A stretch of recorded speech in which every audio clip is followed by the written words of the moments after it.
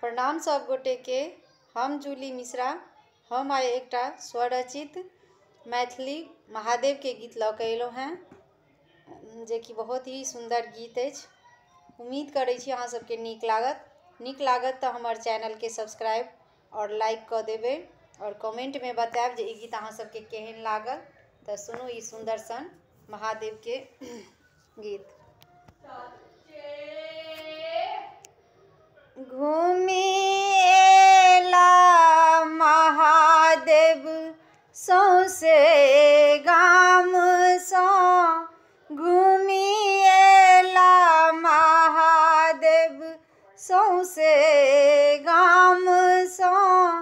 हुनकर झोली भरल छनि खाली भांगसँ, हुनकर झोली भरल छनि खाली भांगसँ।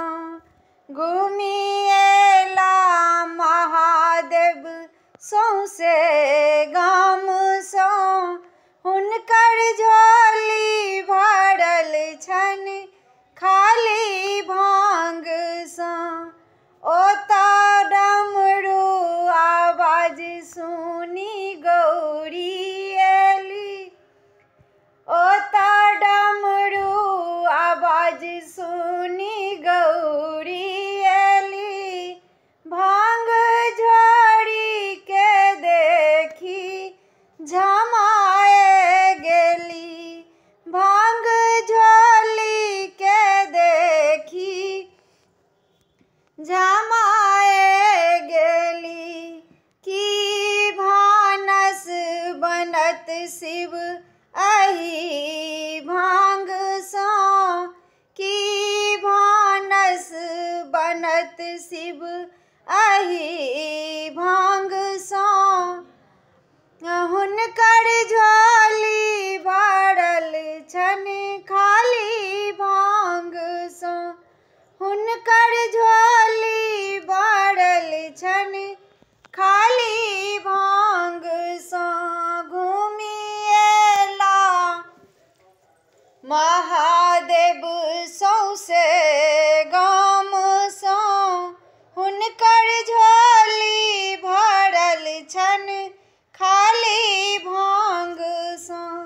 ओतऽ शिव के आवाज सुनी पार्वती एली, ओतऽ शिव के आवाज सुनी पार्वती एली। भांग झोली के देखी मनुआए गेली, भांग झोली के देखी मनुआए गेली।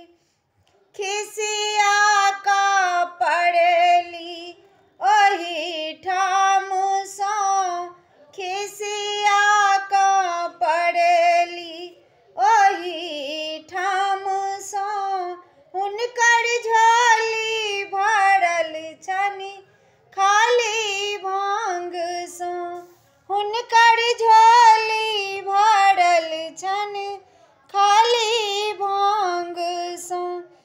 ओतऽ बसहा आवाज सुनी उमा एली, ओतऽ बसहा आवाज सुनी उमा एली।